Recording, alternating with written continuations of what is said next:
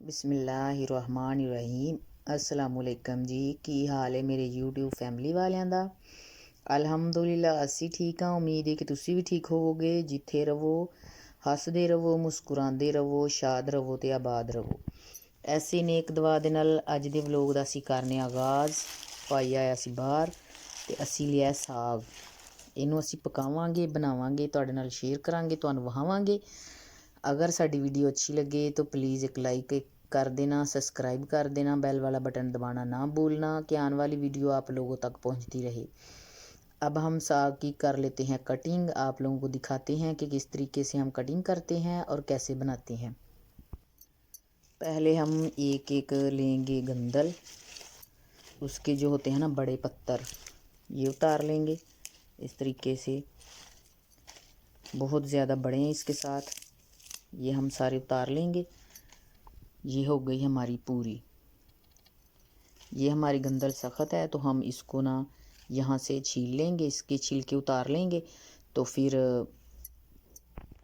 ये देखें जी, हमने गंदल को छील लिया है अच्छे तरीके से। इसके ऊपर से उतार लिया छिलके। ये जब पकेगी तो बहुत ज़बरदस्त बनेगा। इसके ना वो जो होते हैं ज़र्रे वो नहीं बनेंगे। लक भी कटिंग कर ली है और साथ में हम करते हैं साग की कटिंग। ये हमने बना के रख ली है। अब हम इसको अच्छे तरीके से बारीक कटिंग कर लेंगे। हमने जी साग रख दिया है चूल्हे के ऊपर। हमारी गैस आ चुकी है, अभी थोड़ी थोड़ी आई है देखें। तो हमने चढ़ा दिया साग चूल्हे के ऊपर। टमाटर भी डाल दिया है। तो अब हम डालते हैं साथ में नमक। अब हम नमक डाल लेते हैं ऊपर। हम साथ ही नमक डालते हैं। इसको पकाएंगे अच्छे तरीके से, शाम तक ये पक जाएगा।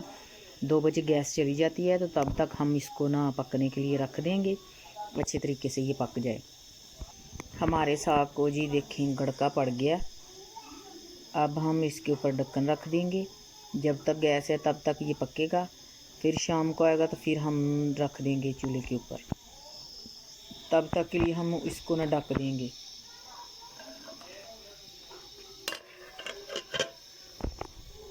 बिस्मिल्लाहिर्रहमानिर्रहीम।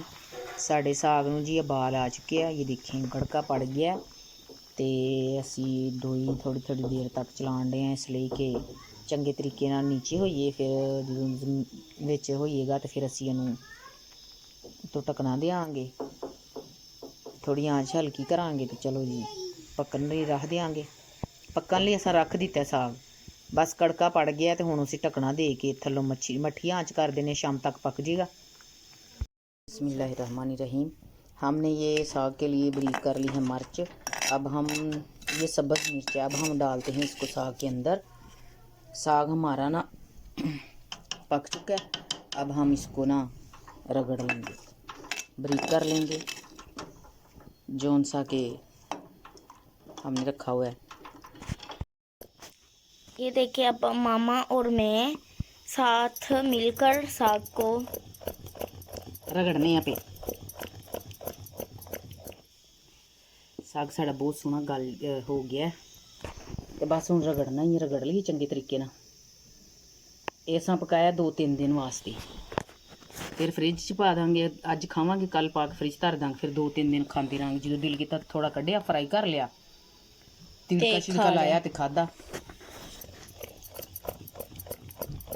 अज मामा ने कहा सी मैनू कि छुट्टी कर लै तो फिर असीं दोवें जने साग नूं रल के ते कोट लांगे, वरना मामा को कली को तो कोटता ही नहीं। अब हम थोड़ा सा टेस्ट चेक कर लेते हैं इसका। मैं भी थोड़ा सा चेक करूँ। नमक तो है ही नहीं, पर मज़े का बहुत ज़्यादा बना है। नमक नहीं इसके अंदर। अब इसमें नमक थोड़ा ऐड कर देते हैं। कर दिया। अब हम रगड़ा लगाते हैं इसको अच्छे तरीके से।